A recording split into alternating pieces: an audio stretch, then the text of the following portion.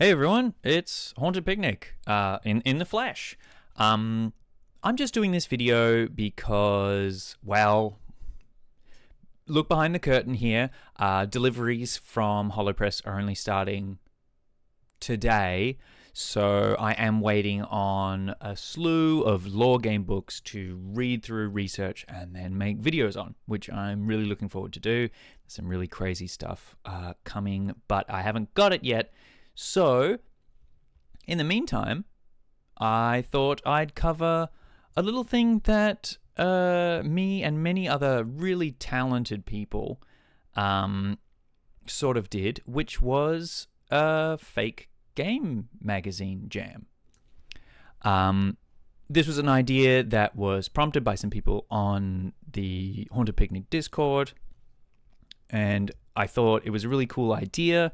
I'd completely forgotten about those old game magazines. I'm sure some of you may not be aware. Others, I'm sure, very fond memories of those classic old PC or video game mags that had very strange early 3D model kind of render stuff with bizarre, super cool graphics and just very strange choices in graphic design. And I say strange as in also amazing. I thought it would be a really cool sort of fun creative project to offer to people the idea of making a fake game to then cover as an article, tips or tricks, a guide, or an interview in a fake game magazine. So we did. And so I gave people about, I think, 2 weeks to see what they could come up with. And I just have to kind of show some of the stuff because people have really gone all out and there's some incredible things. So I thought I'd just go through each of them. Huge apologies up top if I mispronounce your name or your artist handle or get it incorrect. Please do comment below and let me know and scold me for it. Anyway, let's get into some of the things that people made. So here we have Neozone. Neozone by Or Joanne, and it's a simple sort of like advert poster for it, and I really like it. It's very, very simple, but it gets straight to the core of that kind of feeling. It's that kind of, digital emo hangout kind of like idea, a club penguin, if you will, with the same thing of like codes and that kind of thing that you can sign in. But it's just got that amazing look. The font is spot on. It's kind of got a Tamagotchi feeling, and the colors and the mix between this 3D modeling and these cutesy sort of anime-esque alien girls with real grass textures. It's just, I thought this was really amazing. Nailed the feel. And also, I don't know if I misread this, but at the beginning where at the top it says bored, friends far away, zombie apocalypse, join us at Neozone. Now this could just be a little joke by Or Joanne, or some pretty good subtle storytelling, as in if there's a zombie apocalypse but the internet's still kicking and it's the beginning of the cyber world, it is kind of a funny idea to have that as the backdrop, being like you go into this cutesy game because there's an apocalypse outside. Anyway, great submission. Love it. Cool style. Really, really dig it. The next one is by Goblin Gentle, or Gentile, and some of you may already be aware of this. A lot of these artists are on Instagram, which I will try my best to link all their pages down below. Goblin Gentle has been sort of doing this plastic punk universe for a bit. They've been posting about it, some behind the scenes, which are really cool too, which I'd highly recommend. This is a really cool submission as well. They've gone all the way where the backdrop has that kind of texture. We've got the classic like TVs, summaries of the selling points of the game. And then they've got the console at the bottom. And, in true, proper game review fashion, they've given themselves, a pretty brutal score, I would say, for something that, that looks really cool. Shout out to the cons section where it says a frankly disgusting gameplay elements related to STDs, overbearing anti-capitalist messaging, which, hey, in my books, that's 10 out of 10. But yeah, the plastic punk universe that Goblin Gentile has been making is really, really cool. I'd highly recommend checking out their other stuff. But yeah, awesome submission, short and sweet, but like aesthetically gets its point across almost immediately. Next we have Tales of the Shitty Wizard, and I really like it. It's good. I think this is made by Zed Emerson Weston. I'm just pulling it up now. I'm so sorry. Oh my god. I think they sell themselves a bit short. I think they did an amazing job. It's great because it has a much more old school look of something more like akin to early Zelda, that kind of thing.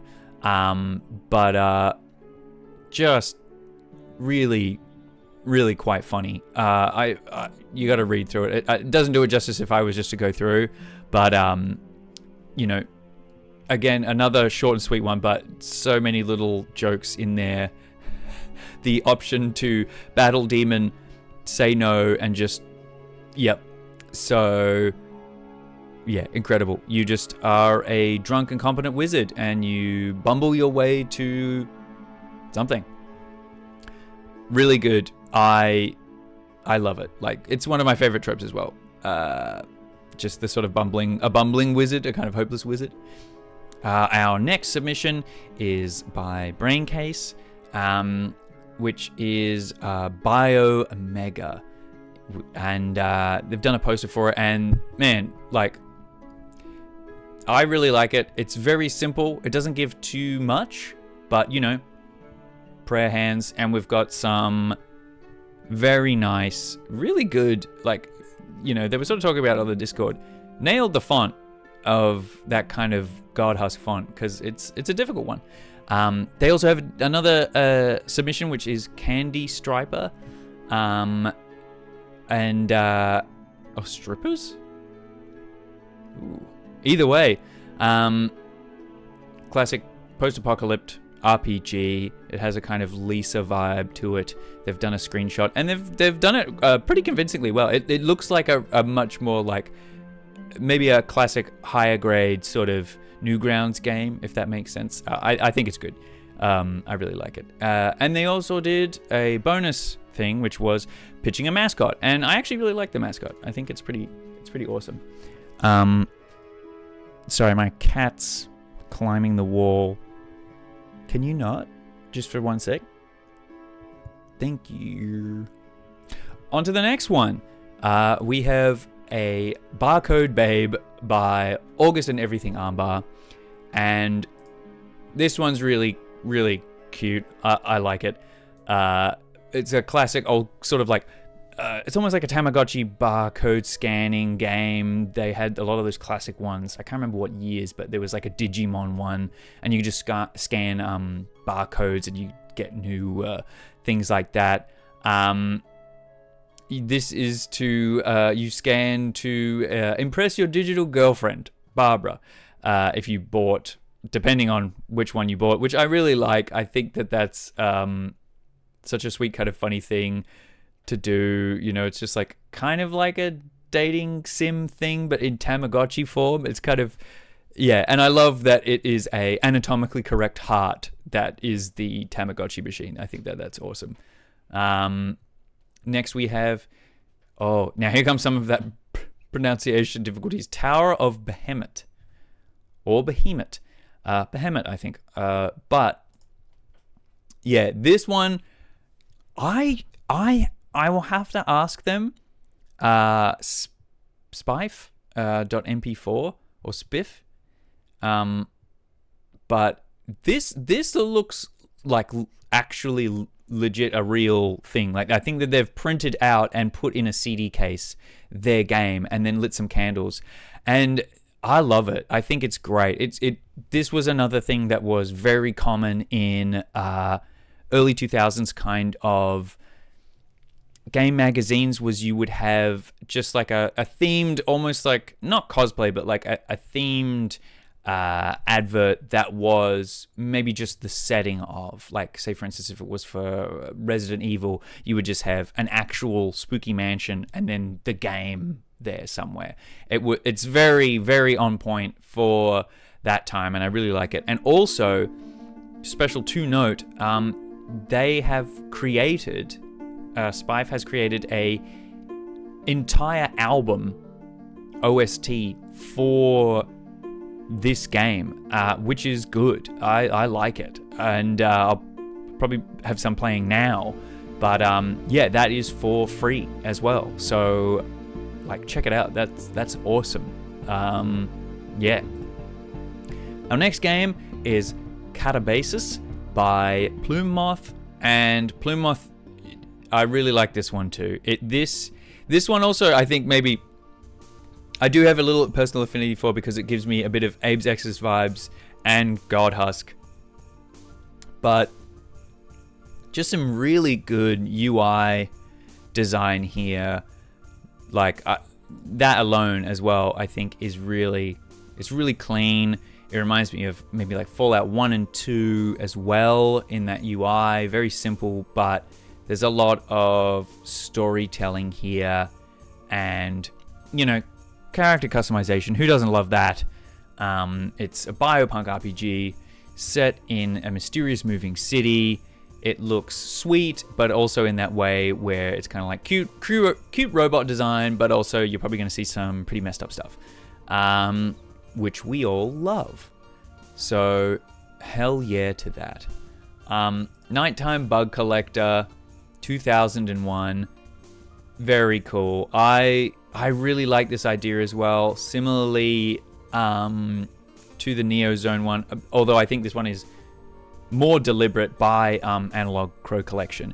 But the sort of inclusion on this advert poster for the game, they have... where are we? Sorry, I'm bringing it up now. Yeah, so it's your classic, it's almost like a Wii controller where you have your net and your flashlight, motion controllers, and you're just collecting bugs at night. Collect and display them. And then it just says, make sure bugs are the only thing you catch.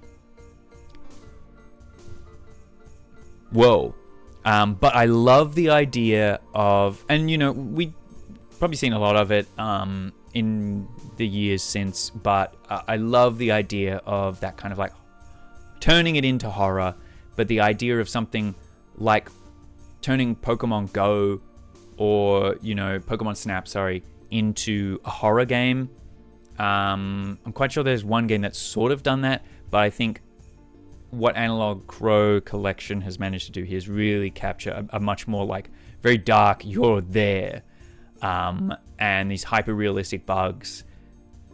I think it's just really cool. I think that's awesome. It nails what it's trying to get across very quickly, but leaves enough for your imagination to kind of freak you out a bit. Our next one is Lloyd's Dev Corner has created Metanoia. Metanoia? I believe. Metanoia. Definitely got that wrong.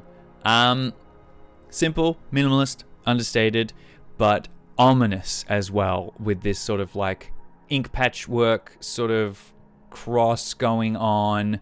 I like that it's an interview with the creator, who's sort of talking about that they were inspired by some of the works of Julius Caesar, and that led them to create this game, which the tagline being "Test your faith, absolve the world." I like some lofty goals, and a game about absolving the world. Yeah, very cool. This feels like a very sort of, very philosophical, very, potential for being quite a deep, intense walking sim style game. But yeah, I think very evocative for its its more subdued use of artwork. But yeah, super cool. The next one by Mad About Mushrooms, Tales of Dreamer King 3 Latgale. And wow, this one's a fever dream, and I like it. The sequel to Shiv Sync. We've got a cat in armor with a fire axe. We've got a praying mantis shopkeep and a buff toad. Need I say more? I mean, this it has that sort of fluctuating graphic style, but the naming conventions and all of it, I feel like I would very easily see this in a magazine. I think it's really cool. Great submission, and and a lot of these have been created with royalty-free, copyright-free stuff, which I think is awesome. And so easy to do. Fuck AI. Next one by Pester Jest. Grimbo's Vengeance. This, yeah, I like it. It's awesome. It kind of toes the line between like an old school, almost like a Ju-on kind of Japanese horror movie poster and a game cover. It almost feels like it could easily be a VHS, tape cover as well. But Grimbo's Vengeance, the first hidden object real-time strategy game, which is wild to think about. I wonder how that would function. It's very interesting to sort of think about, and it also has this horror thing. We got, I assume, Grimbo there with his little sparkler or what have you, and he's looking creepy.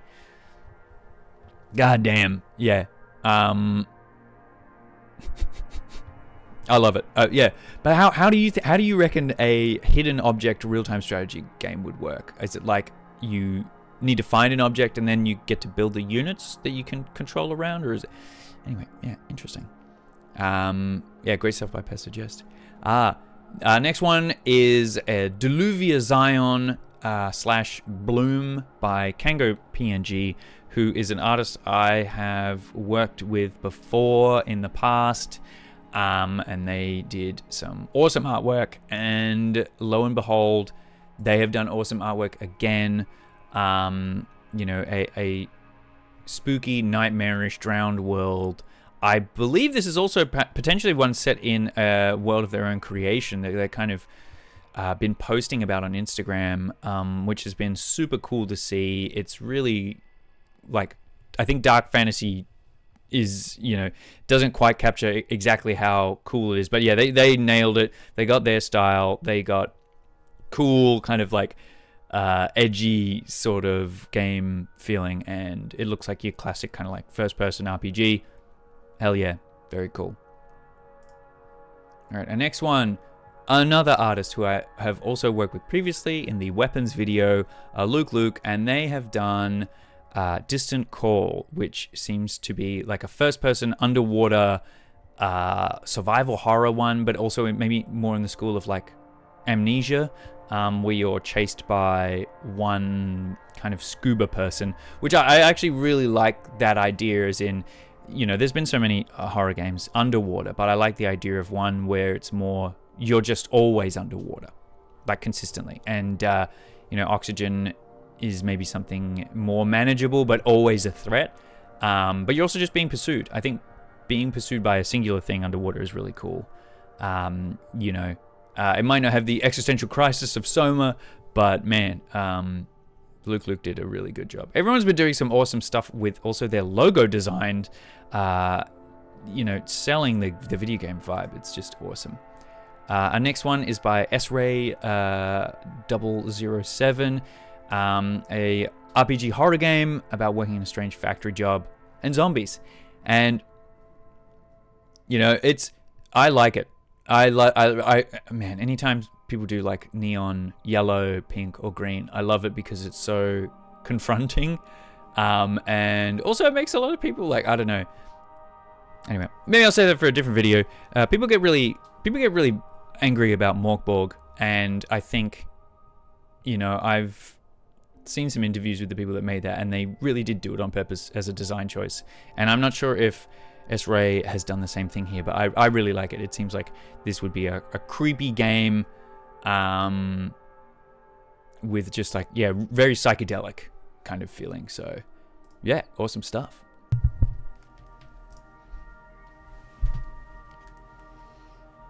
Sorry, I'm making a quiche. Dead serious, making a quiche. Our next one is Super Crimson Verdict BRJC plus AA, which is by Del Tepes. And this is I think they did a really good job. I think I was kind of hopeful that there would be a fighting entry in this jam, and there is, and they've done some great stuff. Listen, more games need a parry system that is also like Devil May Cry with the potential to be sexy. I think hell yeah to that. I love it. They've done really good stuff here, and they've done an interview submission, which is really cool. You know, they're always very interesting. You can read more about. I was curious to see how people would go, kind of framing something that they've made up from the perspective of the person who made it, which is also themselves, and a person asking questions about it. And yeah, they went above and beyond. They've really nailed also the look of the page. I think this is that kind of very eclectic, very cool, rad look of early 2000s game magazines. And they've got the paper rip, which is awesome, a nice touch there. Really dig it. Next we have Plasmium by Lattice Parable. It's just, I like it. It's really, it's one of those ones. I know it's kind of spooky and cute, but because it is a bit, I find it more cute. The shape of the universe in the palm of your hand. So I become anything, become everything. The right amount of ominous, and then it has these adorable little characters in the background, and what I imagine is a game where you can shape like clay anything from the world around you. But what is Plasmium? Awesome entry, really dig it. Then we have Et in Rota Ego by AEBM 2000. And this one, yeah, I really like this one too, because it's got those kind of like pre-rendered backgrounds. It's a first person kind of like mystery sleuthing one, with a mix of like images and renders. Yeah, very like mystic stuff, with those crazy color palettes. And it's a tips and tricks sort of cover of it as well. And I really like, because it talks about, they've done a really good job, AEB, at kind of like talking about the mechanics of the game, but also in a way that you don't know everything, but you're learning bits and pieces through these tips and tricks, which is kind of a fun part of it. That you at certain times need to do this or that kind of thing. And you'll miss out talking to this person, so you need to go here. There's, screenshots of equipment and that kind of thing. I think this one's really good. Like a great addition that paints a more vivid picture of the game in its entirety, and also maybe the world that's being, explored in the idea of the game too. So yeah, super cool. Then we have Neon Rot, whose stuff is awesome. I've been following them for a bit. Really cool stuff. And they have...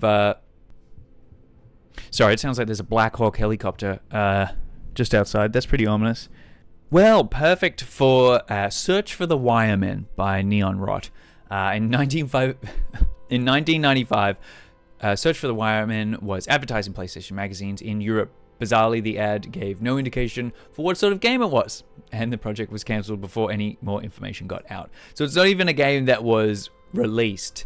And it just says, Wiremen infest dark places. Can you find them all? And it appears like you have some sort of a scanning ring to find them. Also, Rot Station. Love that. That's great. Spooky game. Creepy. Also, Wiremen. That's a fun... I like that. I like the inorganic mix on the kind of idea of like, the thing, the imposter, because a lot of those sort of horrors tend to be leaning more into the meat stuff, which, don't get me wrong, I love, but I like the idea of a sort of a more rust metallic infestation kind of thing. That's very cool. And then shout out to Yaroslav Salo. Super Yaroslav Salo, super cool stuff. They do commissions. They do a lot of concept artwork, and it's really cool. Yaroslav Salo. Sorry, man.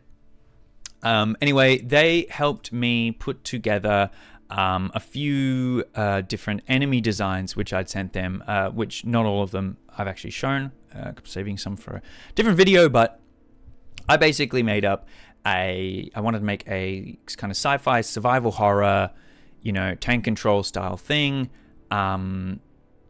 based around the idea of a company that's entirely about teleportation, and teleportation goes wrong and it's changing people. And I wanted to explore the variations of like enemy designs you would have if the continuing thing was teleportation. So, I sent some ideas to Yaroslav, and they nailed them, because like I've got someone who's inside out, but I wanted their skin hanging out of their mouth.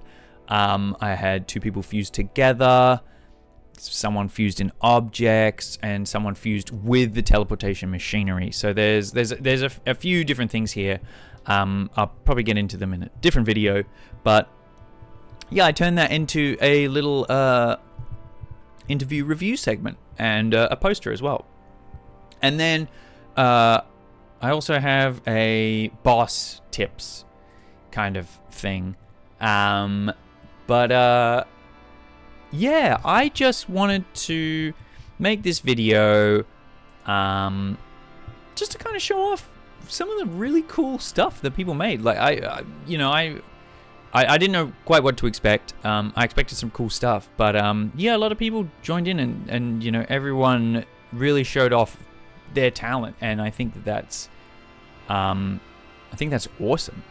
And I will be, for those who didn't manage to get in on time or would like to join, definitely going to be doing more. I think this one went really well. People seem to like it. Even as a concept, and I'd love to continue doing it, and then I don't know, maybe put it all together. I don't know about printing or anything like that, but it'd be really cool to put a bunch of different submissions together and then actually like print it into a magazine. I think that would be sweet. Anyway, guys, I just want to do this video just to run through this stuff. All these people, thank you so much for submitting and putting in the time. For something that's just a creative experiment kind of thing. It's super rad. Thank you everyone for your support, watching, and I really appreciate it. Anytime you share my video to someone you think would like it, or those kind of things, or you want to try and explain what is a lore book exactly, or what the heck does HoloPress do, every time you send someone my video, I really appreciate that, because it gets me out there. And thank you so much for all your support. It's awesome.